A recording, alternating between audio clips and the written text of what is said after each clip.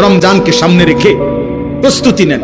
রমজান মাসে আল্লাহ তাআলা বলছে, বান্দা আমি তোমারে জান্নাত দিতে চাই, এই জন্য আমি ফেরেশতাদেরকে বলে দিছি সেজদা দিবে একটা, লিখবা 70টা। কয়টা? শুধু 70টা না, না না না, জানেন না তো আপনারা, হাদিসের মধ্যে আছে নবীজি সাল্লাল্লাহু আলাইহি সাল্লাম বলছেন, এই ফেরেশতা রমজান মাসের নেক আমলে 70 লিখবার আগে আবার জিগা আল্লাহরে 70 লিখতাম নি।